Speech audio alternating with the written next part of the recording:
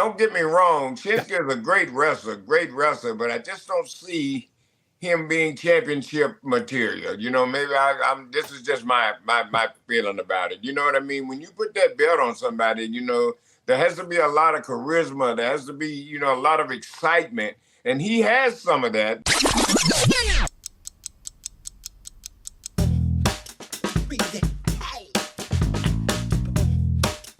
I want to talk about the steel cage match between Trish Stratus and Becky Lynch.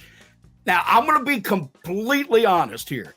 I did not expect much from this match. I kept thinking, no, there's two women. Let's see what happens. Not that it's the women. It's just that they both seem like frail women to me in the wrestling business.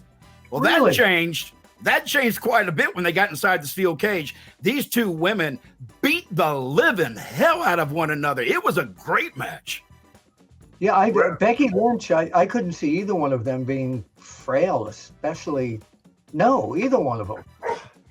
Well, when I compare her to Rhea Ripley, they don't have that size and monster look is what I'm trying to say. But still, I'm watching Becky Lynch take Trish Stratus inside that cage and bounce her all around to the point that she had this whelp, a third eye come up on her forehead that I kept thinking, man, if that would just bust open, just split open a little bit, but get that blood in the hair.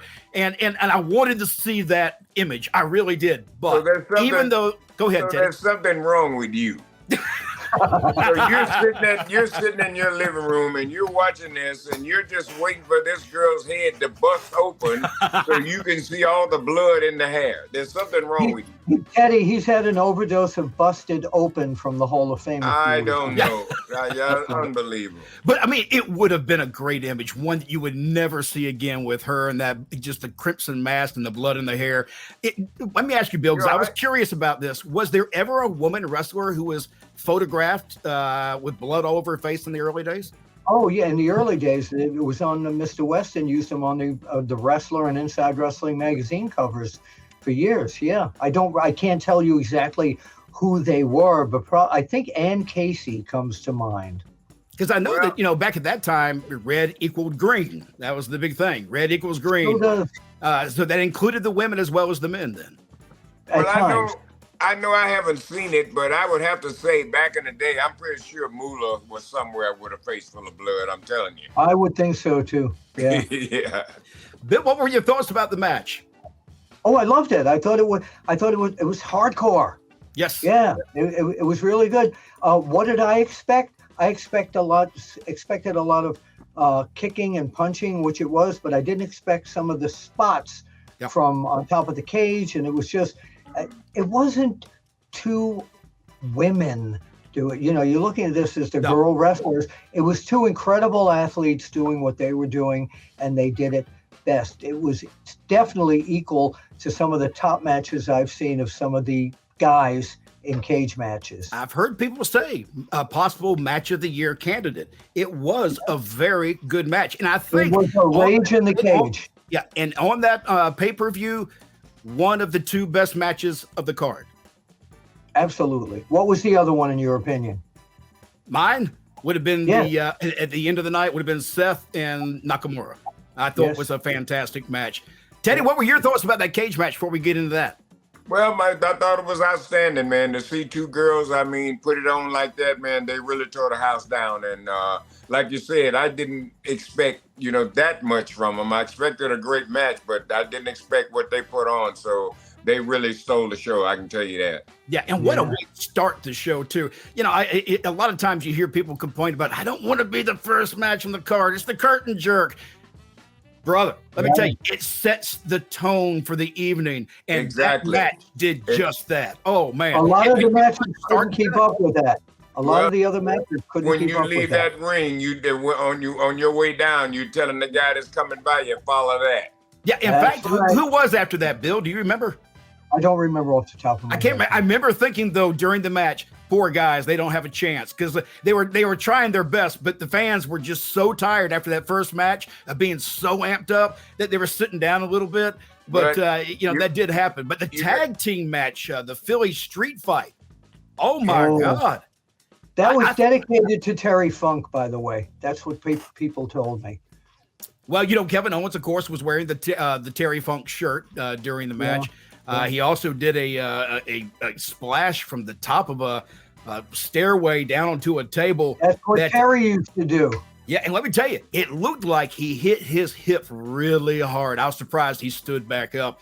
That was a hell of a spot and a hell of a match. If you enjoy, that kind of, just bruisers beating the hell out of each other, it was a good match and good involvement, Teddy, from Judgment Day when they came out there and started screwing up with everybody. That's great. Teddy, let me ask you, we see now that Judgment Day has got a lot of gold. They now have the tag team championships after they took them from Sami Zayn and Kevin Owens. And we have Priest and Finn Balor with those tag team championships, but they haven't really been getting along too well. Where do we expect this to go? Well, I don't know. Right now, I guess they're trying to get some new stuff going. WrestleMania is just around the corner, so we need to get some new stories to go into WrestleMania. The one thing that gave me a little bit of interest was Monday night. I got a chance to see, looked at Dominik approaching the Uso there and trying to give him the spiel as I know how you feel being lonely and left all alone and your family turns their back on you. But so I don't know where, this is real interesting right here to see, with Jey Uso, would he make that move? But it's really something to think about, you know what I mean? So I'm really keeping my eye out on this one. But for Finn Balor, and I just don't know. I don't know right now. Very compelling storyline. Yes. Seth Rollins, Shinsuke Nakamura. Seth Rollins was your champion going into the match, and he came out of the match as your champion. But, Teddy, I said, I thought Shinsuke may see another title run. You said only if he goes to Japan, if the show's going to Japan. I still think that we're going to see another title run. I think he's going to take that belt from Seth eventually. There's a very evil side to Shinsuke that's starting to come out now. And it's really kind of cool. Well, like I said, you never know. I always say never, so you never know what may happen, but I just don't see it.